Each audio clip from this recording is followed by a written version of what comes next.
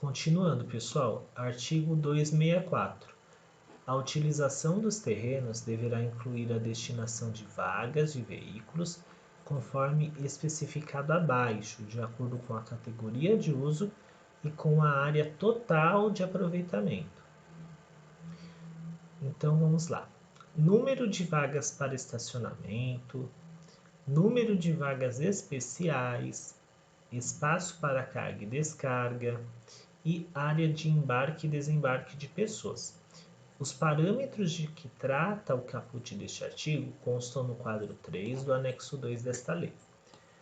Serão permitidas edificações de uso residencial nas zonas de reabilitação central e zonas de desenvolvimento urbano, sem a necessidade de destinação de vagas para estacionamento previstas no inciso 1 do caput deste artigo. Então, na zona de reabilitação central e desenvolvimento urbano, não tem necessidade de destinar vaga, tá bom? Se for uso residencial, comércio é outra coisa, tá?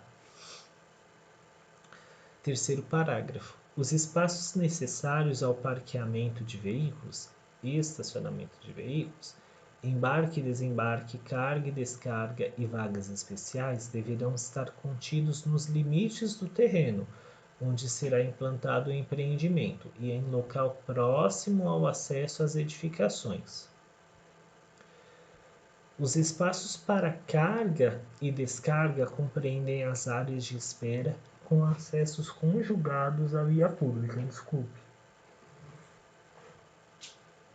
As dimensões mínimas das vagas de veículos serão de 2,40 metros por 5 metros, sendo as vagas especiais para pessoas com deficiência de 3,50 por 5 metros.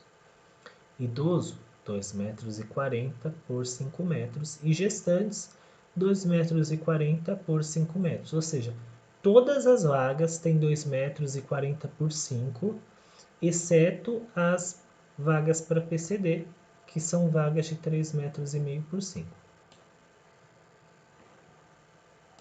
Uma vaga de veículo deverá ser destinada a automóveis, ou utilitários e ter dimensão mínima de 3,50 por 5 metros. Nos casos de edificações destinadas a usos não residenciais com metragem inferior ao mínimo estabelecido no quadro 3 do anexo 2 desta lei, ou nos casos de a proporção resultar em uma única vaga de veículo, podendo inclusive ser utilizado para vagas especiais, PCD, idoso ou gestante. Então, a gente precisa destinar uma vaga pelo menos para veículos maiores, tá bom? E ela tem o mesmo tamanho de uma vaga para PCD, 3,50 metros de largura por 5 de comprimento. Parágrafo 7º.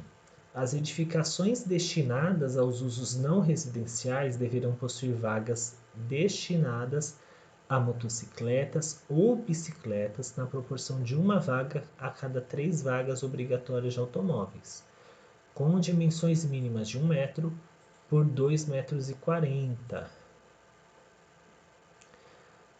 Parágrafo 8º. As edificações destinadas aos usos residenciais multifamiliares verticais deverão possuir bicicletários ou paraciclos para atender a proporção de uma vaga para cada unidade habitacional.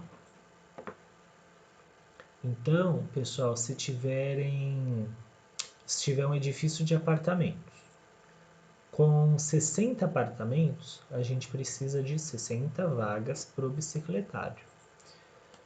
Parágrafo 9º. Nas edificações destinadas ao uso religioso, o espaço reservado ao culto, a nave, deverá ser descontado da área de aproveitamento para determinar o número de vagas de automóveis. Artigo 265. Excluem-se da aplicação das exigências descritas no artigo anterior as edificações constantes do aerofotogramétrico de 1969, desde que tecnicamente inviável, as edificações com área de terreno ou de construção de até 300 metros quadrados, as edificações implantadas ou projetadas em imóveis com frente exclusiva para via de pedestre ou calçadão, desde que não possuam acesso por outras vias, as edificações existentes e aprovadas com base em legislações anteriores, cuja reforma ou ampliação implique demolição, que descaracterize a edificação ou implique interferência estrutural do imóvel. Artigo 266. O acesso de veículos nos imóveis observará os seguintes critérios. Em lotes com testada superior a 8 metros, será permitido o rebaixamento da guia com, no máximo, 45% da testada do imóvel, com largura máxima de cada rebaixamento de 7 metros, respeitando a distância mínima entre eles de 6 metros.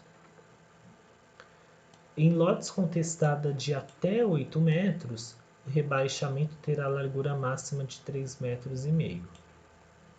Artigo 267. São considerados polos geradores de tráfego e estão sujeitos à análise técnica da UGMT os seguintes usos e atividades: uso residencial multifamiliar com mais de 100 unidades, usos de comércio, serviço ou indústria com área construída superior a 500 metros quadrados. Parágrafo único. O enquadramento definitivo dos usos e atividades considerados polos geradores de tráfego será realizado de acordo com a regulamentação a ser elaborada pela Unidade de Gestão de Mobilidade e Transporte, no prazo de até 12 meses da publicação deste plano diretor, ouvido o Conselho Municipal de Política Territorial. Artigo 268. Não se aplicam os parâmetros de ocupação estabelecidos nesta lei em reformas e alterações de uso de edificações existentes devidamente aprovadas nos seguintes casos: compartimentos não reformados que mantenham a mesma utilização ou cujo novo uso seja compatível com o tipo de construção existente. Serviços ou obras necessários à conservação da edificação que não alterem suas características. Substituição de escadarias, portas e janelas. Aliás, esquadrias, portas e janelas. Subdivisões internas e que atendam às demais restrições da presente lei e do Código de Obras do município. Parágrafo 1º. As alterações de uso habitacional, comercial, serviço ou industrial deverão ser precedidas de projeto, respeitadas as restrições relativas ao novo uso. As características da edificação deverão ser comprovadas por fotografias no ato do protocolo da solicitação de autorização de reforma, ampliação ou alteração de uso. As ampliações deverão respeitar os parâmetros de ocupação do solo estabelecidos nesta lei. Vou deixar só por aqui, pessoal.